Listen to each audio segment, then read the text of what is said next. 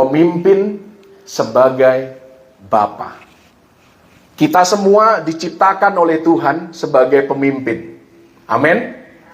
Kejadian 1 ayat 26 di sana jelas, ini baru pasal yang pertama di Alkitab, bahwa Tuhan menciptakan manusia supaya berkuasa atas bumi. Jadi sebenarnya inti daripada kepemimpinan itu, kita bukan memimpin manusia, tetapi kita memimpin bumi. Kita berkuasa atas bumi, atas apa yang Tuhan percayakan di dalam kehidupan kita. Tidak bisa dipungkiri bahwa di dalam kehidupan kita akan ada pengikut. Orang-orang yang meneladani kita, orang-orang yang tertarik untuk mengikuti kita. Merekalah yang pada akhirnya orang-orang yang kita pimpin. Tetapi bicara tentang kepemimpinan, asal muasalnya bukan memimpin manusia, tetapi kita berkuasa atas bumi. Lebih kepada kita memimpin diri kita sendiri, supaya kita sampai pada kehendak Tuhan yang sempurna. Roma 5 ayat 17 dikatakan bahwa Anda dan saya yang sudah dibenarkan oleh darah Kristus, kita yang menerima kasih karunia dan anugerah kebenaran, shall reign in life, berkuasa dalam hidup. Terjemahan Alkitab Indonesia dikatakan akan hidup dan berkuasa. Tapi bahasa Inggris lebih jelas, reign in life. Kita berkuasa dalam hidup, menjadi pemimpin, mempengaruhi lingkungan di sekitar kehidupan kita, berdampak di mana kita berada.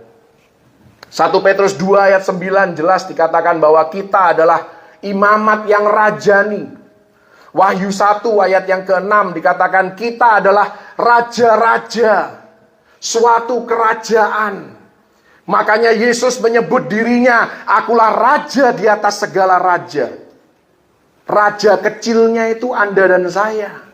Raja-raja kecil. Yesus adalah raja yang besar, raja yang agung di atas semua manusia, yang dilahirkan sebenarnya sebagai raja. Anda dan saya raja. Haleluya. Yang dikehendaki oleh Tuhan adalah kita menjadi pemimpin yang berhati Bapa. Makanya judul firman Tuhan, pemimpin sebagai Bapa. Kalaupun belum ada yang kita pimpin saat ini, maka kita harus bisa memimpin diri sendiri. Dan kita bisa belajar dari prinsip kepemimpinan yang kita akan belajar dari kehidupan seorang tokoh rohani yang sangat kita segani. Klik. Kita akan membaca 3 ayat sebelum kita masuk lebih dalam lagi. Diambil dari Kejadian 14 ayat yang ke-14 sampai ke-16. Kita baca sama-sama 2, 3. Ketika Abram mendengar bahwa anak saudaranya tertawan, maka dikerahkannyalah orang-orangnya yang terlatih, yakni mereka yang lahir di rumahnya, 318 orang banyaknya, lalu mengejar musuh sampai ke Dan. Dan pada waktu malam berbagilah mereka, ia dan hamba-hambanya itu, untuk melawan musuh. Mereka mengalahkan dan mengejar musuh sampai ke Hoba di sebelah utara Damsyik. Dibawanyalah kembali segala harta benda itu, juga Lot anak saudaranya itu, serta harta bendanya dibawanya kembali. Demikian juga perempuan-perempuan dan orang-orangnya. Mari kita belajar dari kehidupan Abram yang nantinya akan berubah nama menjadi Abraham. Apa saja poin-poin penting sebagai pemimpin dengan hati Bapa. Klik. Yang pertama, kita melihat di sini pemimpin sebagai Bapa. Ketika Abraham mendengar hal itu, maka ia mengarahkan orang-orang yang lahir di rumahnya. Seorang bapa, seorang pemimpin harus melahirkan. Melahirkan seseorang, melahirkan sesuatu. Dan akan jauh lebih baik kalau kita sebagai pemimpin melahirkan yang dalam tanda kutip sejenis dengan kita. Kalau kita pelayan Tuhan, hendaklah kita melahirkan pelayan-pelayan Tuhan yang lain. Kalau kita orang yang cinta Tuhan, hendaklah kita berdampak sedemikian rupa sehingga orang-orang di sekitar kehidupan kita pun menjadi orang-orang yang cinta Tuhan, cinta firman Tuhan, suka melayani. Kalau kita termasuk di dalam golongan orang yang berkomitmen, orang yang loyal, orang yang setia, biarlah kita bisa mempengaruhi orang lain sehingga orang-orang di sekitar kita yang dalam tanda kutip kita lahirkan menjadi orang-orang yang berkomitmen, orang-orang yang loyal, dan orang-orang yang setia. Jadi yang pertama, pemimpin sebagai bapa, dia harus melahirkan. Klik. Yang kedua, ini juga bagian daripada melahirkan. Melahirkan apa? Melahirkan orang-orang yang terlatih. Salah satu tugas seorang bapa, seorang pemimpin adalah melatih. Dalam bahasa Inggris, equipping, memperlengkapi. Ini juga yang tertulis dalam Efesus 4 ayat yang ke-12 terkait dengan 5 jawatan yang ada di gereja. Tugas kita adalah memperlengkapi orang-orang kudus bagi pekerjaan pelayanan, bagi pembangunan tubuh Kristus.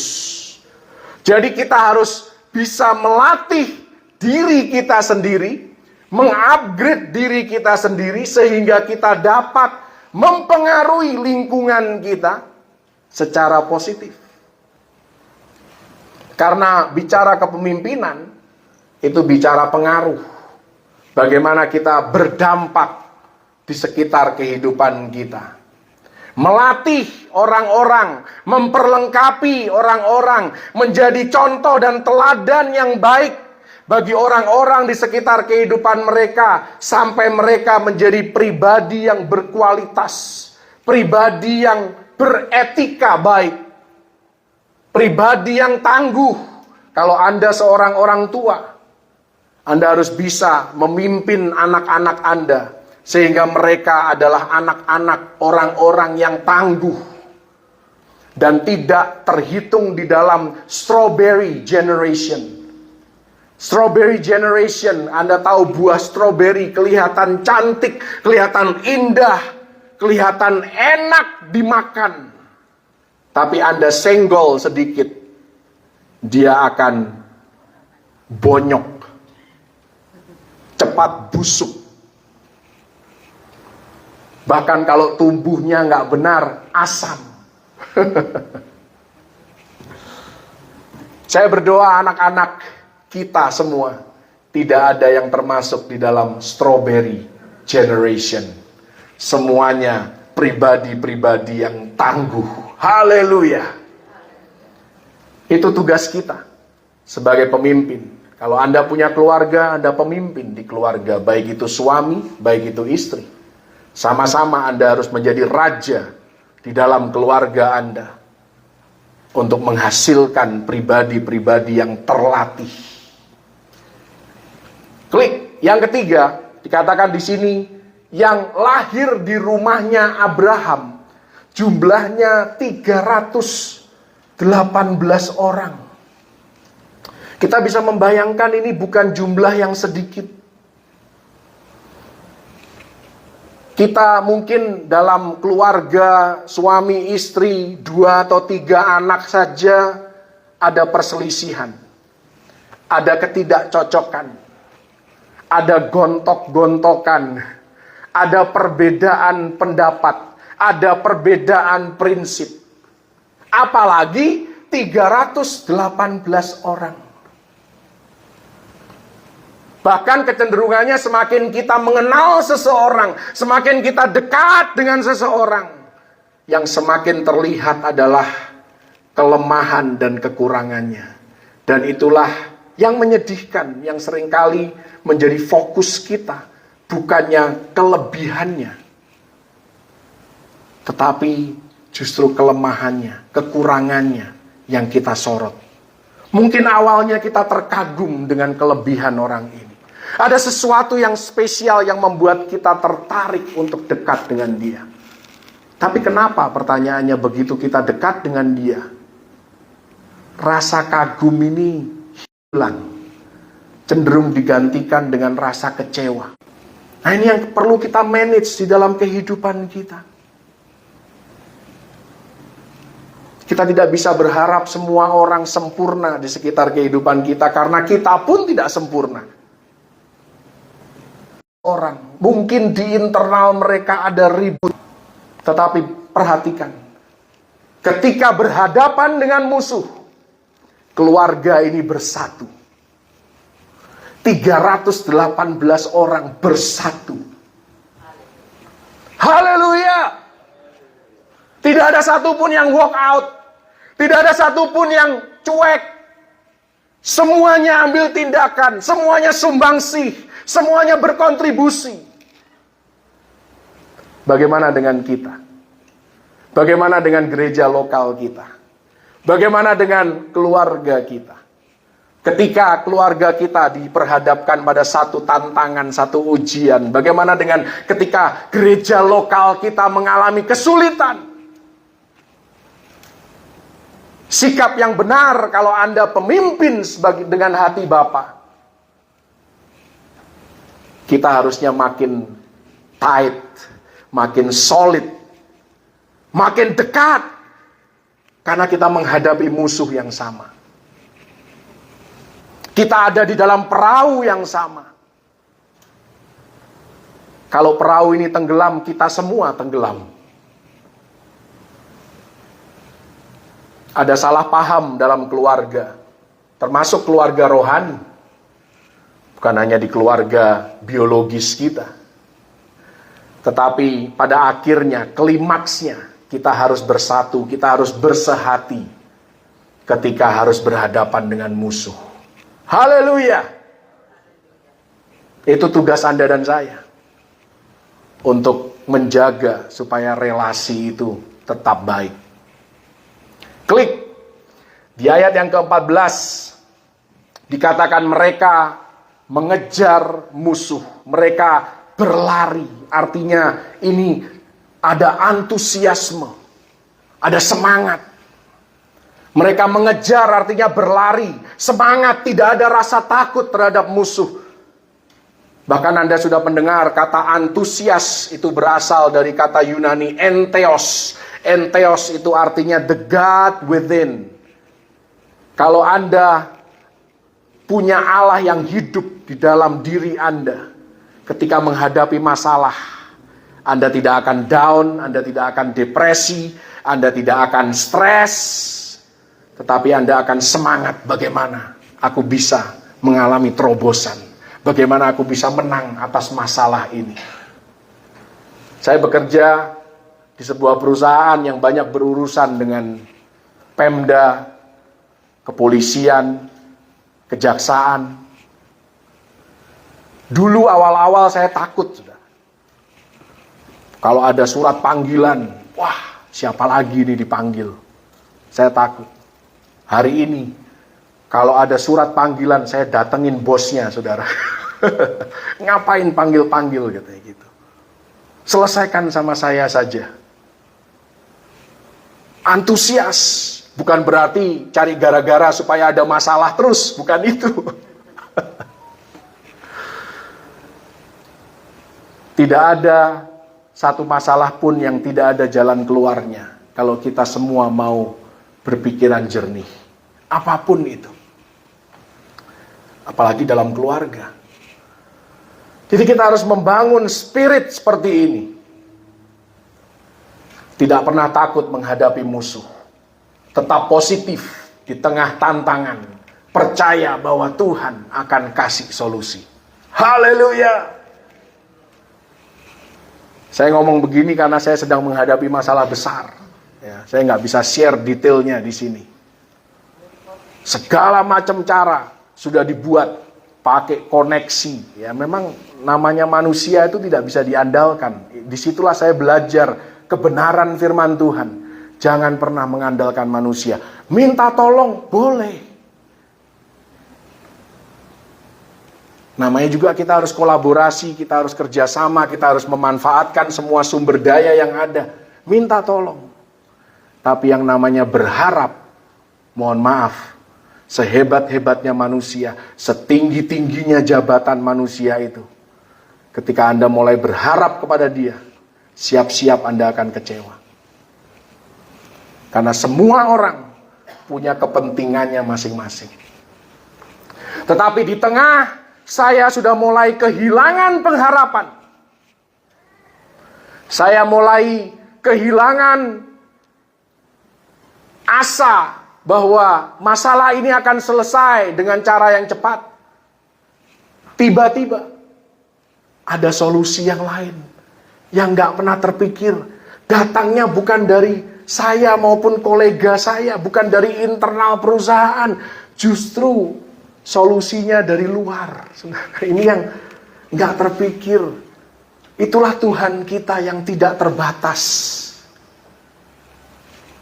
Demikian juga Anda yang sudah hidup cukup lama, Anda tahulah cara kerja Tuhan kita. Seringkali solusinya di luar pemikiran logis kita. Haleluya! Jadi kita tidak boleh terlalu stres menghadapi masalah apapun. 1 tahun lebih ini saya dilatih untuk tidak stres menghadapi masalah. Di demo orang, ya kan, dipanggil oleh institusi pemerintahan, berhadapan dengan pejabat-pejabat yang menyeramkan, yang bisa saja saya nggak pulang, istilahnya. Itu latihan, supaya tidak takut menghadapi masalah. Haleluya!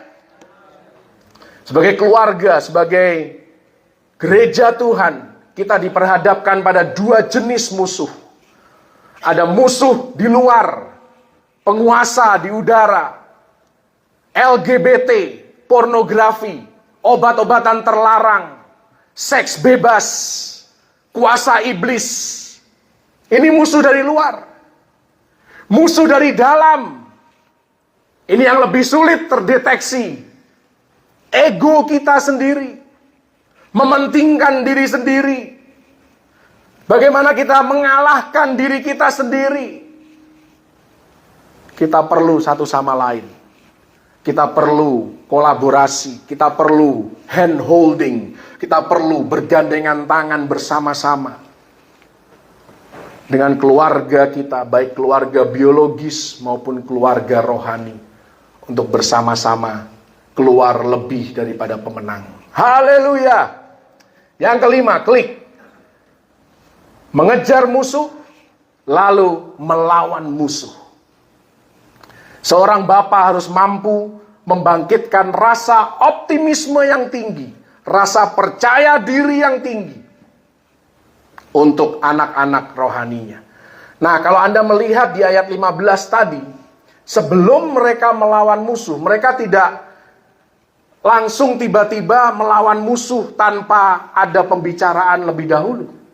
Kalau Anda baca di ayat yang 15, pada malam hari mereka berbagi satu sama lain. Mereka ngumpul, mereka sharing, mereka mengatur strategi, mereka memahami panggilan mereka satu persatu. Dan mereka bertindak sesuai dengan tugas dan tanggung jawab masing-masing. Ada teamwork. Karena kehidupan ini kita tidak mungkin jalani seorang diri. Karena itu jangan suka menyendiri. Saya orang yang introvert. Tapi saya harus belajar bagaimana bersosialisasi dengan orang. Karena permasalahan yang kita hadapi, kita tidak bisa hadapi seorang diri. Saya dan istri saya sedang mencarikan sekolah buat Carmen, anak kami. Nggak bisa kami sendiri. Kami perlu orang lain yang memaksa kami keluar dari zona nyaman. Harus telepon sana, telepon sini. Orang-orang yang lebih pengalaman. Orang-orang yang sudah terlebih dahulu. Untuk cari informasi bagaimana nanti anak kami ini bisa lancar dapat sekolah.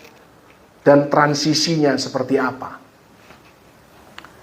Saya Terus terang ya, kadang bangga, kadang juga ketar-ketir sama anak saya ini. Karena yang namanya Carmen ini, ini bukan untuk menunjukkan, ini menunjukkan kehebatan Tuhan dalam kehidupan saya. Carmen ini imannya besar banget. Dia aspirasinya itu, saya aja secara manusia saya berpikir, mana bisa. Tapi iman dia, wow. Saya sama istri sampai kadang-kadang berpikir, kita ini melahirkan anak model apa ini? Imannya lebih besar daripada orang tuanya. University yang dia minta masuk itu tidak terpikir oleh saya, saudara.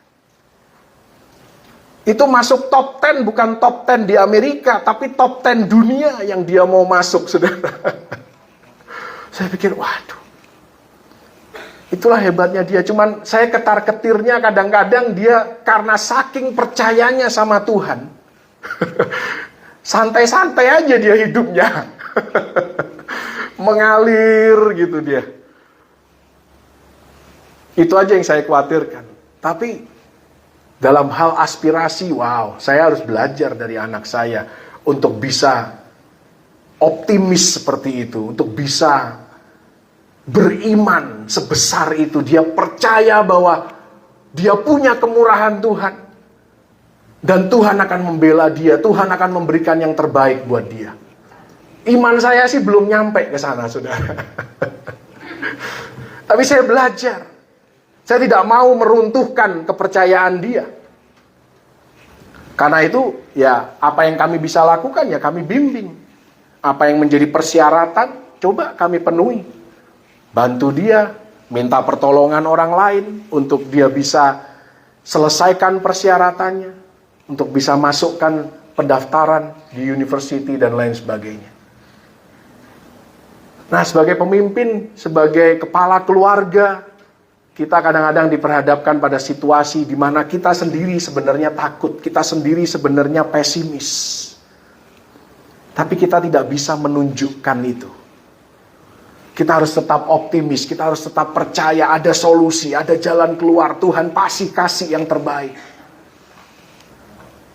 Dan itu perlu teamwork, kita perlu berbagi satu sama lain, saling mendoakan. Kalau Anda tidak pernah cerita masalah Anda kepada orang lain, ya bagaimana orang bisa mendoakan Anda secara spesifik? Doanya mungkin ya umum-umum saja. Jadi ada baiknya orang-orang yang Anda percaya, orang-orang yang memang dekat dengan Anda keluarkan keluh kesah itu. Terlalu banyak berita tentang bunuh diri, tentang depresi berat. Karena ternyata orang-orang yang melakukan hal itu, yang mengalami hal itu, mereka tidak pernah mau sharing. Jadi racunnya itu di dalam mereka terus, saudara. Tidak pernah terlepas. Saya tadi pagi baru lihat di medsos, seorang pendeta, anaknya bunuh diri. Dia punya 4 orang anak yang bungsu bunuh diri. Saya sih nggak kenal pendetanya, tapi dia kalau lihat dari kesaksiannya, suami istri ini gembala. Bayangkan, gembala sidang, anaknya bunuh diri, bagaimana berhadapan dengan jemaat. Dan dia sharing, dia memberikan kesaksian, bahwa anaknya itu fine-fine saja kelihatannya. Ternyata dia mengalami permasalahan yang sangat-sangat mendalam, yang mengganggu psikis dia, yang tidak terungkapkan. Itulah perlunya kita bergaul, kita bersosialisasi satu sama lain. Termasuk kita ke gereja ini pun bagian dari kita bersosialisasi. Haleluya! Karena itu jangan pernah remehkan kuasa datang ke gereja. Ada musuh yang harus dilawan, tidak percaya diri, minder, ini kan contoh-contohnya. Banyak anak muda sekarang kelihatannya gagah, tapi minder di dalamnya. Dia kelihatannya galak gitu kan. Tapi sebenarnya ada rasa kurang percaya diri di dalamnya. Dan kita harus bisa mengidentifikasi itu sebagai pemimpin. Ayat yang ke-15 tadi dikatakan mereka mengalahkan dan mengejar musuh sampai ke Hoba di sebelah utara Damsyik. Hoba artinya tempat persembunyian. Damsyik artinya silent. Kita harus bisa mengalahkan musuh, melawan musuh, mengejar musuh sampai musuh kita harus bersembunyi dari kita. Sampai suara rongrongan, suara yang negatif itu silent. Tidak lagi mempengaruhi kita secara negatif dalam emosional kita. Klik yang ke-6. Ayat yang ke-16 dikatakan, dibawanyalah kembali segala harta benda itu, juga Lot anak saudaranya, serta harta bendanya dibawanya kembali, demikian juga perempuan-perempuan dan orang-orangnya. Disinilah kita melihat bahwa Tuhan memprioritaskan keluarga. Anda boleh tidak cocok satu sama lain, tapi ketika keluarga itu menghadapi masalah, Anda harus bersatu menghadapinya bersama-sama. Kalau Anda melihat secara konteks kejadian 14, itu kejadiannya setelah kejadian 13. Apa yang terjadi di kejadian 13? Abram dan Lot berselisih. Karena mereka rebutan padang rumput untuk ternak mereka. Awalnya gembala-gembalanya yang berselisih. Yang menyebabkan akhirnya Abram dan Lot harus berpisah satu sama lain. Dan Lot kita tahu adalah seorang keponakan yang tidak tahu diri, tidak tahu sopan santun. Karena dia memilih yang terbaik hanya untuk dirinya sendiri. Dia memikirkan hanya untuk dirinya sendiri, tanpa peduli apa yang akan terjadi pada Abraham dan keluarganya. Dia pilih lahan seolah-olah yang terbaik dalam tanda kutip di pemandangan mata dia. Barangkali Abram juga berpikir hal yang sama. Ini keponakan nggak tahu diri. Tetapi ketika Lot ditawan, lihat responnya Abram. Tidak ada kebencian di sana. Tidak ada kepengen balas dendam. Tidak ada syukurin. Makanya sih, lu nggak tahu sopan santun. Abraham nggak ngomong seperti itu. Dia kumpulkan 318 orang. Kejar musuh. Dia ambil kembali Lot dan keluarganya. Itulah keluarga yang sejati. Itulah gereja lokal yang sejati. Ketika ada yang jatuh, kita tarik kembali. Ketika ada masalah, mari kita cari solusi sama-sama. Haleluya. Klik yang ke-7. Sampai berapa Pak Pendeta? 7 dan terakhir.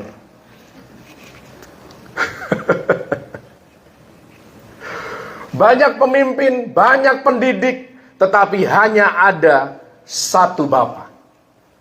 1 Korintus 4 ayat 15 dan 16. Sebab sekalipun kamu mempunyai beribu-ribu pendidik dalam Kristus, kamu tidak mempunyai banyak bapa. Karena akulah yang dalam Kristus Yesus telah menjadi bapamu oleh Injil yang kuberitakan kepadamu. Sebab itu, aku menasihatkan kamu, turutilah teladanku. Ini maksudnya bukan berarti kita tidak boleh punya beberapa pemimpin dalam hidup kita.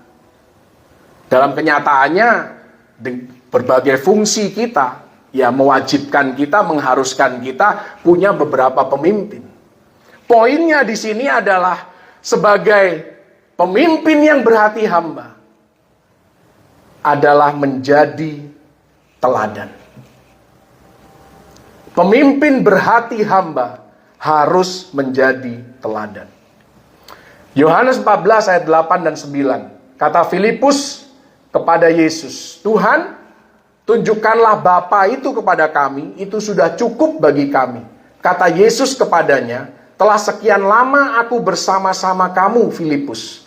Namun engkau tidak mengenal aku. Barang siapa telah melihat aku, ia telah melihat Bapa. Bagaimana engkau berkata, tunjukkanlah Bapa itu kepada kami. Artinya, Yesus itu pemimpin berhati Bapa. Karena dia meneladani Bapa. Ini yang dari tadi saya sudah sampaikan, bahwa Anda dan saya bicara kepemimpinan, bicara mempengaruhi orang. Dan diharapkan pengaruh yang Anda berikan adalah pengaruh yang baik, pengaruh yang positif. Anda menjadi contoh dan teladan yang baik. Dan salah satu hal yang patut diteladani hari-hari ini dari seorang pemimpin adalah penguasaan diri. Seperti yang tadi diilustrasikan oleh Abram, yang baru saja berselisih, yang baru saja berpisah dengan Lot. Tapi dia tidak ada rasa sakit hati. Ketika Lot kena masalah, dia tetap tolong. Abraham bisa saja cuek. Abraham bisa saja nyukurin. Tapi dia tetap berbuat baik untuk keponakannya yang tidak tahu diri. Demikian juga dengan Anda dan saya. Di keluarga kita, sekalipun mungkin kita punya anak-anak, ada yang baik, ada yang susah dikendalikan. Belajar untuk mengelola emosi kita, supaya kita tidak menghancurkan mereka, tapi tetap memberikan kesempatan untuk mereka berubah menjadi lebih baik. Haleluya. Klik. Kiranya Tuhan Yesus menjadikan kita semua pemimpin berhati Bapa, melahirkan pribadi yang berkualitas, melatih orang-orang, memperlengkapi mereka sampai menjadi pribadi yang tangguh. Yang ketiga, pembawa damai ketika ada konflik. Yang keempat, tetap antusias, semangat sekalipun menghadapi banyak masalah. Yang penting ada Yesus. Tadi kita sudah nyanyi kan? Bukan hanya dinyanyikan, tapi juga dijogetkan. Begitu kan? Optimis. Yang keenam, family man. Memprioritaskan keluarga. Yang ketujuh, patut diteladani. Biar ini terjadi di dalam kehidupan Anda dan saya. Demi kemuliaan nama Yesus. Haleluya. Tuhan Yesus memberkati.